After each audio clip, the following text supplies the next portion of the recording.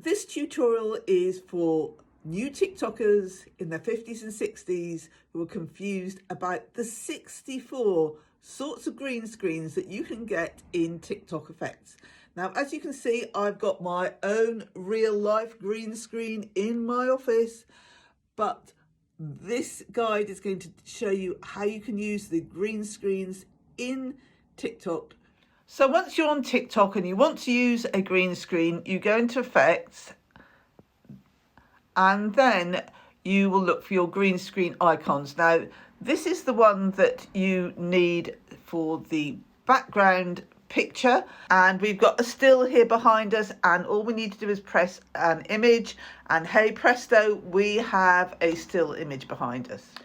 So what happens if you want to put a video behind you? You go to this icon and up pops the videos, and we will just scroll until we find something that we like to put up behind us. I'm going to put this one behind me.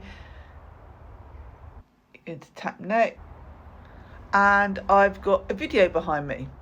So the next one I'm going to look at is the sticker where you get, it's like a picture in picture. Let's go into effects and we are going to look for the sticker icon, and we can move that all around the screen. But what happens if you want this to be a video, which is something that I see a lot of people doing? You go into the effects and we look for a similar icon, but it's got a video sign on it.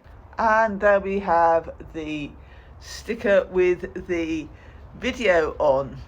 So the next thing that you might want to do is do one of those ones where people do that clever thing with the hands. So you need to go to this icon, tap that, and it will pop your camera roll. We're going to put the same image of the lemons, and there is how you do that one. With 64 green sticker options in the effects, it's a bit confusing. So what you can do is when you tap on the effect, you can also go to this little red button here and save something to favorites, so that when you open up your effects browser, you can just go to that little button and you'll find your green screen effects there.